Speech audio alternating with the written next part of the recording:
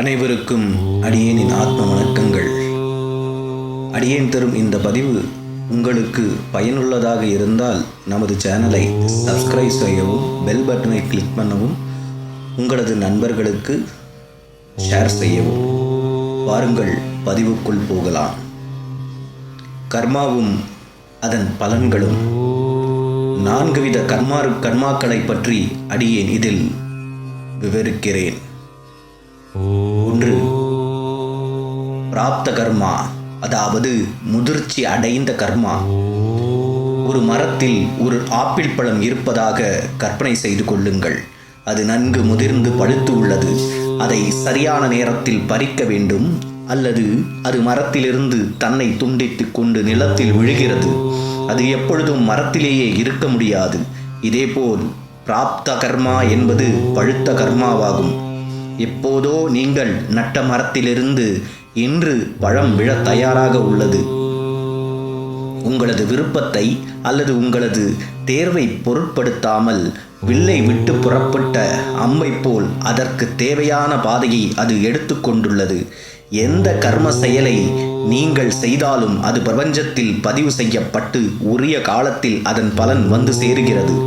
அதிலிருந்து தப்பிக்க முடியாது. தற்போதைய வாழ்க்கையில் நீங்கள் என்ன அனுபவிக்கிறீர்களோ தற்போது என்ற சொல்லை கவனிக்கவும். அதில் எதன் மீது நீங்கள் கட்டுப்பாடு செய்ய முடியாதோ அதுவே உங்களது பிராரப்த கர்மாவாகும். அதற்கு நீங்கள் உங்கள் எதிர்காலத்தை மாற்ற முடியாது என்று அர்த்தமில்லை. எது முதிர்ச்சி அடைந்து விட்டதோ அதுவே பிராரப்தா. எதிர்காலத்தில் முதிர்ச்சி அடையும் எந்த ஒரு கர்மாவும் பிராரப்தா அல்ல. அது 2வது வகையின் கீழ் வருகிறது. 2வது சஞ்சித கர்மா, அதாவது சேமிக்கப்பட்ட கர்மா. இது உங்களுடைய சேமித்து வைக்கப்பட்டுள்ள கர்மாவாகும். மரத்தில் அனைத்து பழங்களும் ஒரே நாளில் முதிர்ச்சி அடைவதில்லை. அவை அடுத்தடுத்த பருவத்தில் முதிர்ச்சி அடைகின்றன.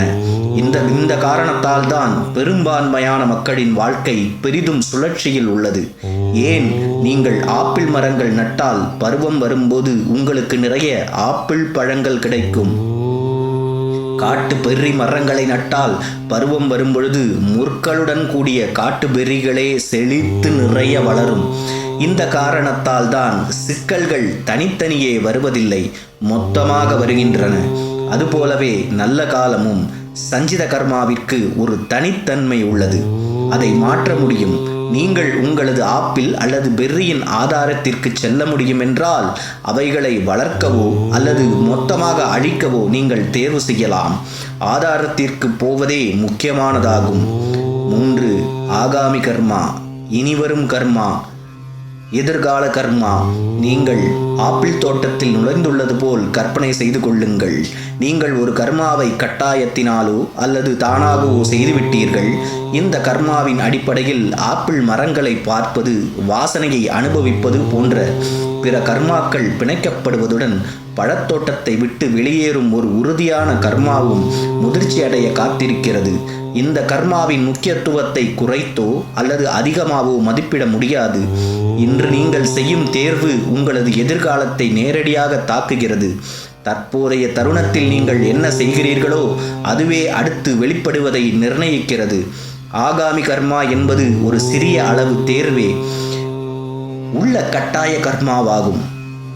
நீங்கள் பழத்தோட்டத்திற்குள் நுழைந்துவிட்டால் வெளியேறும் செயலையும் இப்பொழுதோ அல்லது பின்னரோ செய்தாக வேண்டும். சேமித்து வைக்கப்பட்டுள்ள சஞ்சித கர்மாவை மாற்ற முடியுமானால் அல்லது தற்போது உள்ள கர்மாவை அக்கறையுடன் செய்ய முடியும் என்றால் இது தானாகவே மாறுகிறது. எப்படி ஒருவர் சஞ்சித கர்மாவை மாற்ற முடியும்? தொடர்ந்து கேளுங்கள். 4. வர்த்தமான கர்மா, அதாவது தற்பொழுது நடந்து கொண்டிருக்கும் கர்மா. நடவடிக்கை எடுக்கத்தக்க தற்போதைய கர்மா. நாம் இப்பொழுது என்ன செய்து கொண்டிருக்கிறோமோ அது கிரியாமான என்று அறியப்படுகிறது. இதைவிட சிறந்த மற்றொரு பெயரான புருஷார்த்தா என்றும் சொல்ல முயற்சிக்கலாம். இது உங்களுக்கு இனி ஆப்பிள் வேண்டாம் என்று வைத்துக்கொள்வோம். நீங்கள் அந்த மரங்களை வெட்ட முடியும் அல்லது அடியோடு பிடுங்கிவிட முடியும். நீங்கள் இன்னும் அந்த ஆப்பிள் மரக்கட்டைகள், அதன் பசுமை கழிவுகள், அழுகிய ஆப்பிள்கள் மற்றும் மீத உள்ளவைகளை அகற்றுவதற்கான ஒரு வழியை கண்டுபிடிக்க வேண்டும். ஆனால் இது ஒரு முறை செய்யும் கடின முயற்சியாகும். அதன் பின்னர் அடுத்தடுத்து வரும் ஆண்டுகளில் பழங்கள் நமக்காக காத்திருக்கப் போவதில்லை. உங்கள் கர்மாவின் நிலத்தை ஒரு வழக்கமான அடிப்படையில் சுத்தம் செய்து கொண்டே நீங்கள் சாதாரணமாக கோதுமையை விதைக்க தேர்வு செய்து சில மாதங்களுக்கு பிறகு அறுவடை செய்யலாம். ஒரு ஏற்புடைய கேள்வி என்னவென்றால், நீங்கள் புதிய கர்மாவை உருவாக்குகிறீர்களா அல்லது உங்கள் கடந்த கால கர்மாவின் விளைவை அனுபவிக்கிறீர்களா என்பது எப்படி தெரியும்? அதன் பதில் மிகவும் எளிதானதாகும். தேர்ந்தெடுத்து ஒரு வேலையை செய்ய வேண்டியிருந்தால் நீங்கள் புதிய கர்மாவை உருவாக்குகிறீர்கள். நல்லதோ அல்லது கெட்டதோ அதன் விளைவுகள் உங்களையே வந்து சேரும். நீங்கள் கட்டாயத்தின் பேரில் ஒரு வேலையை செய்ய வேண்டியிருந்தால் உங்களது கர்மாவின் கடனை திருப்பிச் செலுத்துவதாகும். உங்களுடைய சேமிக்கப்பட்ட கர்மா, அதாவது சஞ்சித கர்மா நிர்வகிப்பதன் மூலம் இதை கையாளலாம். சாராம்சமாக நான் உங்கள் வாழ்வில் மாற்றம் கொண்டு வர முடியும் என்று பரிந்துரைக்கிறேன். நீங்கள் பொறுமையாகவும் உறுதியாகவும் இருந்தால் நீங்கள் விரும்பிய மாற்றத்தை கொண்டு வர முடியும். எனவே நீங்கள் அடுத்த பில்கேட்ஸ் அல்லது அடுத்த புத்தராக முடியுமா? நீங்கள் மாற்றத்தை இலக்காக தவறுதலாக புரிந்து கொள்கிறீர்கள்.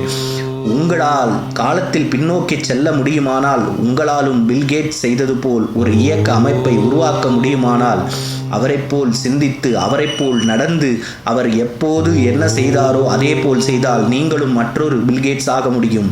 புத்தர் செய்ததைப் போல் உங்களால் எல்லாம் துறக்க முடியுமானால், அவர் செய்ததைப் போல் அவருடைய முறையில் அவர் செய்த கால அளவிற்கு தீவிர பயிற்சியில் ஈடுபட்டால் நீங்களும் புத்தரைப் போல் ஆவீர்கள்.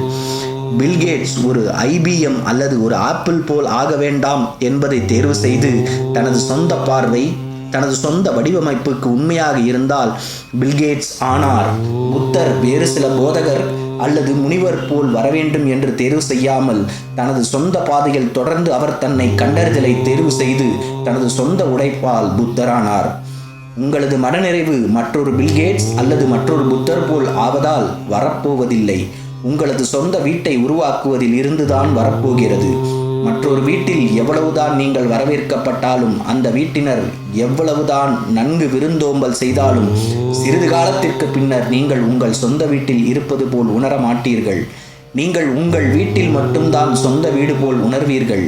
உங்களுக்கு முன்மாதிரியானவர்கள் அல்லது முன்மாதிரியான நல்ல எண்ணங்கள் இருக்கலாம்.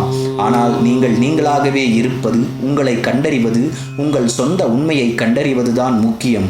அறிந்தோ அறியாமலோ முன்பு நீங்கள் செய்த தேர்வுகள் உங்களுக்கு நீங்கள் இப்பொழுது உள்ள நிலையை கொடுத்திருக்கிறது. மற்றும் நீங்கள் இன்று செய்யும் தேர்வுகள் உங்களது நாளையை நிர்ணயிக்கிறது.